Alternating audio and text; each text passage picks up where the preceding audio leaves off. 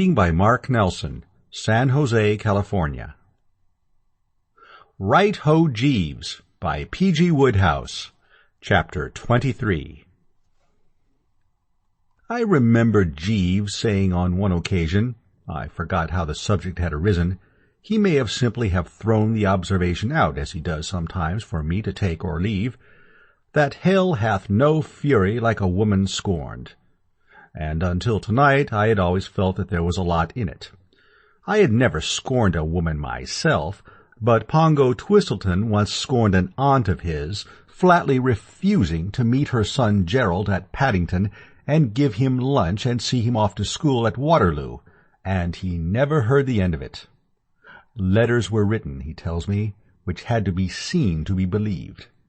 Also 2 very strong telegrams, and a bitter picture postcard with a view of the little Chilbury War Memorial on it. Until tonight, therefore, as I say, I had never questioned the accuracy of the statement. Scorned women first, and the rest nowhere, was how it had always seemed to me. But tonight I revised my views. If you want to know what hell can really do in the way of furies, look for the chap who has been hornswoggled into taking a long and unnecessary bicycle ride in the dark without a lamp. Mark that word, unnecessary. That was the part of it that really jabbed the iron into the soul. I mean, if it was a case of riding to the doctor's to save the child with croup, or going off to the local pub to fetch supplies in the event of the cellar having run dry, no one would leap to the handlebars more readily than I. Young Lochinvar, absolutely. But this business of being put through it merely to gratify one's personal attendant's diseased sense of the amusing was a bit too thick, and I chafed from start to finish. So what I mean to say, although the Providence which watches over good men saw to it that I was enabled to complete the homeward journey unscathed, except in the billowy portions, removed from my path all goats, elephants, and even owls that looked like my Aunt Agatha. It was a frowning and jaundiced Bertram who finally came to anchor at the Brinkley Court front door. And when I saw a dark figure emerging from the porch to greet me, I prepared to let myself go and uncork all that was fizzing in the mind. "Jeeves," I said. "It is I, Bertie." The voice which spoke sounded like warm treacle, and even if I had not recognized it immediately as that of the Basset, I should have known that it did not proceed from the man I was yearning to confront. For this figure before me was wearing a simple tweed dress, and had employed my first name in its remarks. And Jeeves, whatever his moral defects, would never go about in skirts calling me Bertie. The last person, of course, whom I would have wished to meet after a long evening in the saddle, but I vouchsafed with a courteous "What ho!" There was a pause, during which I massaged the calves. Mine, of course, I mean. "You've got in, then," I said, in allusion to the change of costume. "Oh, yes. About a quarter of an hour after you left, Jeeves went searching about, and found the back door key on the kitchen window-sill." "Ha!" "What?" "Nothing." "I thought you said something." "No, nothing." And I continued to do so. For at this juncture, as had so often happened when this girl and I were closeted, the conversation once more went blue on us. The night breeze whispered, but not the Basset. A bird twittered, but not so much as a chirp escaped Bertram. It was perfectly amazing, the way her mere presence seemed to wipe speech from my lips, and mine, for that matter, from hers. It began to look as if our married life together would be rather like 20 years among the Trappist monks. "Seen Jeeves anywhere?" I asked, eventually coming through. "Yes, in the dining-room." "The dining-room?" "Waiting on everybody.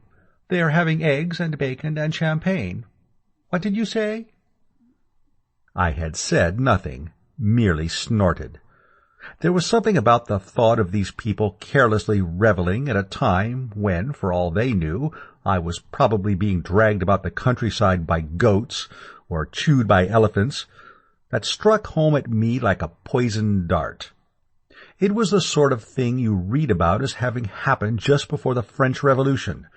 The haughty nobles in their castles callously digging in and quaffing while the unfortunate blighters outside were suffering frightful privations. The voice of the Basset cut in on these mordant reflections. "Bertie." "Hello." Silence. "Hello," I said again. No response. The whole thing rather like one of those telephone conversations where you sit at your end of the wire saying, "Hello, hello," unaware that the party of the second part has gone off to tea. Eventually, however, she came to the surface again. "Bertie, I have something to say to you." "What?" "I have something to say to you." "I know. I said what?" "Oh, I thought you didn't hear what I said." "Yes, I heard what you said, all right, but not what you were going to say." "Oh, I see." "Right-ho." So that was straightened out. Nevertheless, instead of proceeding, she took time off once more. She stood twisting the fingers and scratching the gravel with her foot. When finally she spoke, it was to deliver an impressive boost. "Bertie, do you read Tennyson?" "Not if I can help." "You remind me so much of those Knights of the Round Table in the Idylls of the King." Of course I had heard of them, Lancelot, Galahad, and all of that lot, but I didn't see where the resemblance came in. It seemed to me that she must be thinking of a couple of other fellows. "How do you mean?" "You have such a great heart, such a fine soul. You are so generous, so unselfish, so chivalrous. I have always felt that about you, that you are one of the few really chivalrous men I have ever met." Well, dash it difficult, of course, to know what to say when someone is giving you the old oil on a scale like that. I muttered an "oh yes," or something on those lines, and rubbed the billowy portions in some embarrassment. And there was another silence, broken only by a sharp howl as I rubbed a bit too hard. "Bertie." "Hello." I heard her give a sort of gulp. "Bertie, will you be chivalrous now?" "Rather, only too pleased. How do you mean?" "I am going to try you to the utmost. I am going to test you as few men have ever been tested. I am going—" I didn't like the sound of this. "Well," I said doubtfully, "always glad to oblige, you know, but I've just had the dickens of a bicycle ride, and I'm a bit stiff and sore, especially in the— as I say, a bit stiff and sore. If it's anything to be fetched from upstairs—" "No, no, you don't understand." "I don't, quite, no." "Oh, it's so difficult. How can I say it? Can't you guess?" "No, I'm dashed if I can." "Bertie, let me go." "But I haven't got hold of you." "Release me." And then suddenly I got it. I suppose it was fatigue that had made me so slow to apprehend the nub. "What?" I staggered, and the left pedal came up and caught me on the shin, but such was the ecstasy in the soul that I didn't utter a cry. "Release you?" "Yes." I didn't want any confusion on the point. "You mean you want to call it all off? You're going to hitch up with Gussie after all?" "Only if you are fine and big enough to consent." "Oh, I am." "I gave you my promise." "Dash promises." Then you really? Absolutely. Oh, Bertie. She seemed to sway like a sapling. It is saplings that sway, I believe. A very parfait night, I heard her murmur, and there not being much to say after that, I excused myself on the ground that I had got about 2 pecks of dust down my back and would like to go and get my maid to put me into something loose. You go back to Gussie, I said, and tell him that all is well. She gave a sort of hiccup, and, darting forward, kissed me on the forehead.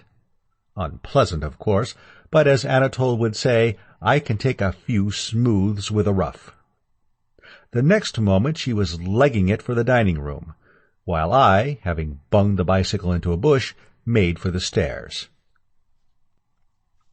I need not dwell upon my buckedness. It can be readily imagined. Talk about chaps with the noose round their necks and the hangman about to let her go, and somebody galloping up on a foaming horse, waving the reprieve. Not in it. Absolutely not in it at all.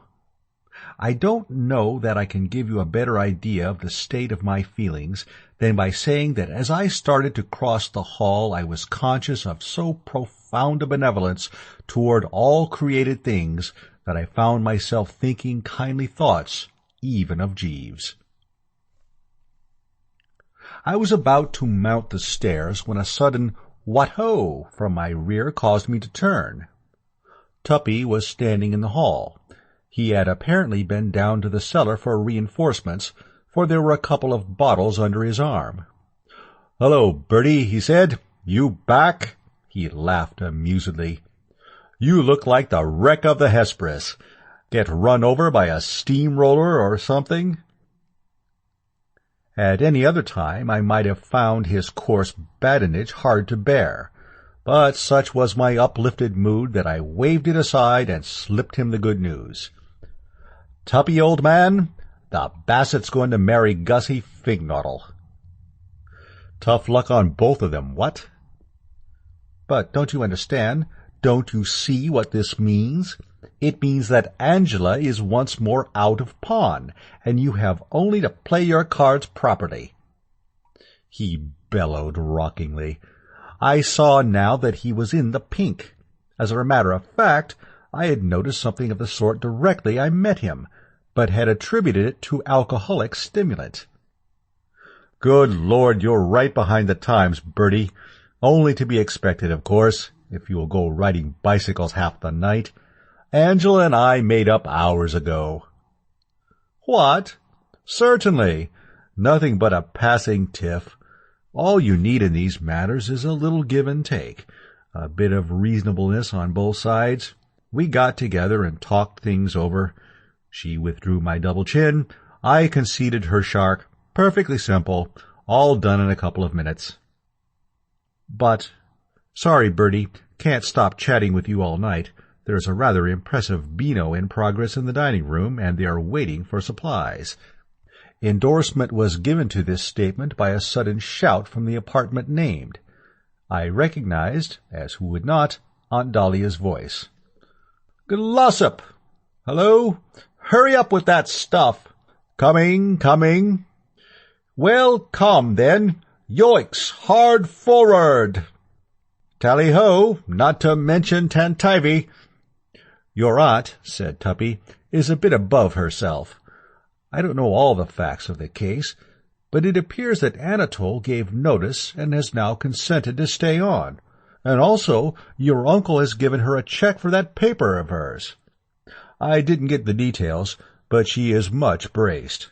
See you later. I must rush." To say that Bertram was now definitely nonplussed would be but to state the simple truth. I could make nothing of this.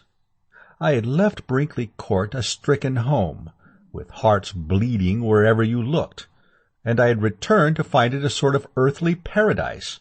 It baffled me. I bathed bewilderedly. The toy duck was still in the soap dish, but I was too preoccupied to give it a thought. Still at a loss, I returned to my room, and there was Jeeves.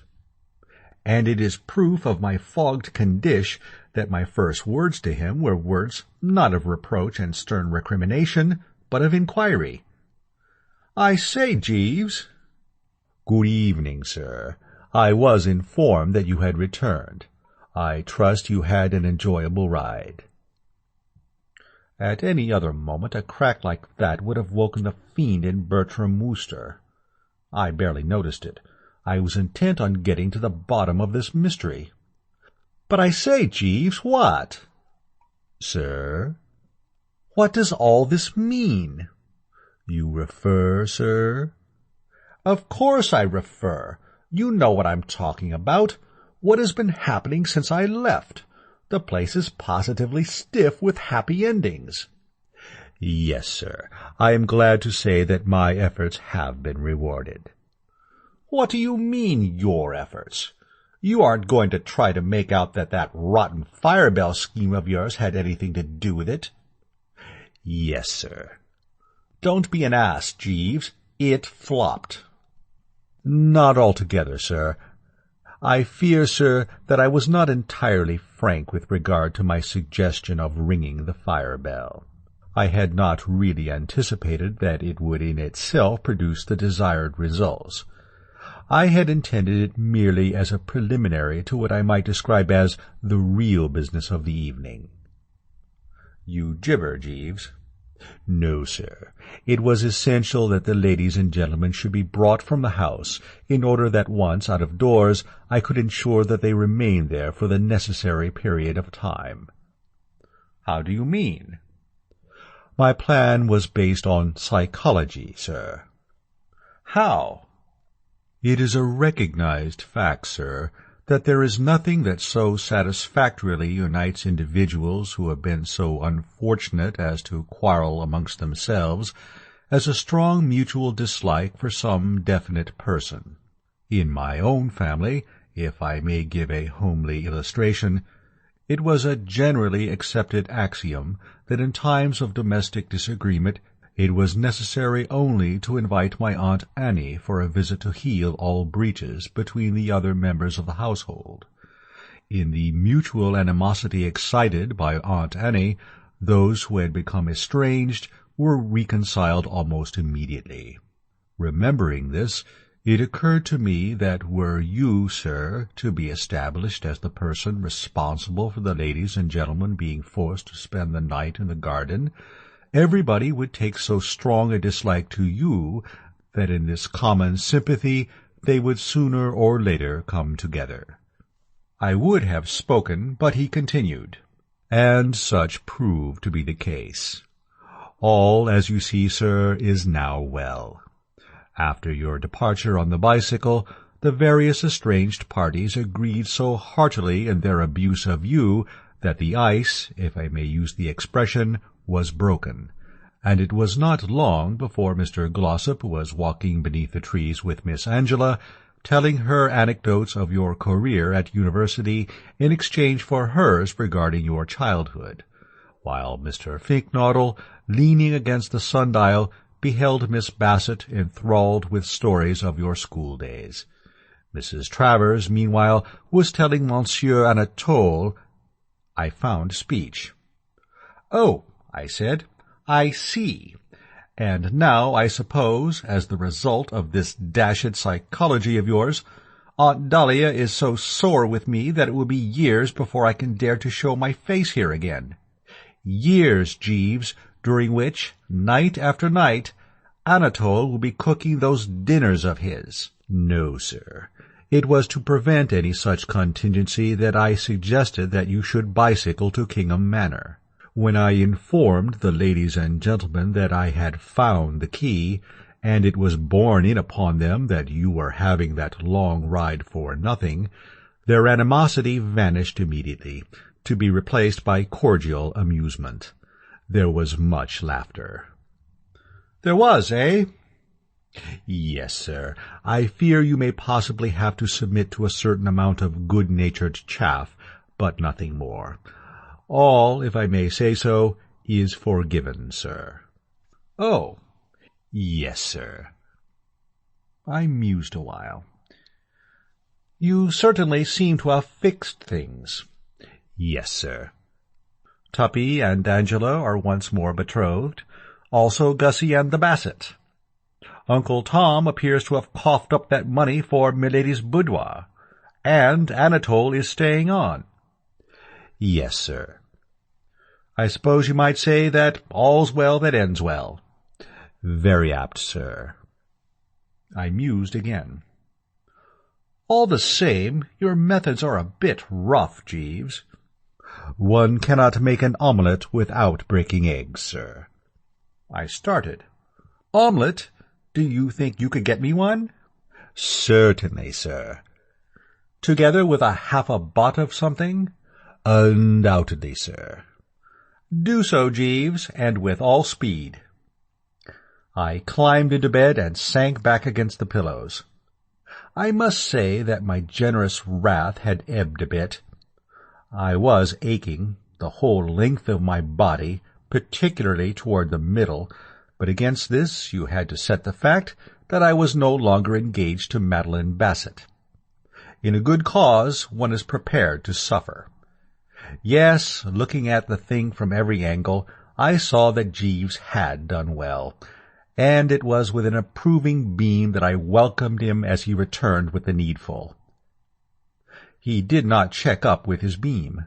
A bit grave he seemed to me to be looking, and I probed the matter with kindly query. "Something on your mind, Jeeves?" "Yes, sir. I should have mentioned it earlier, but in the evening's disturbance it escaped my memory. I fear I have been remiss, sir." "Yes, Jeeves," I said, champing contentedly. "In the matter of your mess jacket, sir." A nameless fear shot through me, causing me to swallow a mouthful of omelette the wrong way.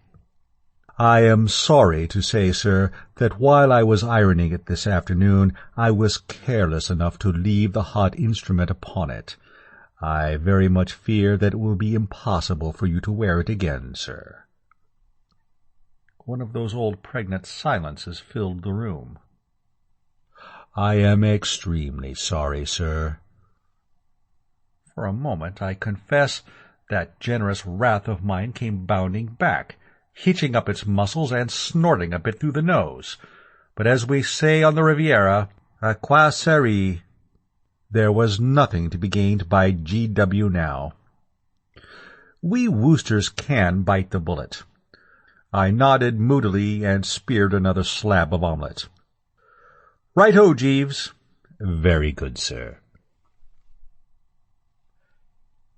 End of Right-ho, Jeeves by P.G. Wodehouse.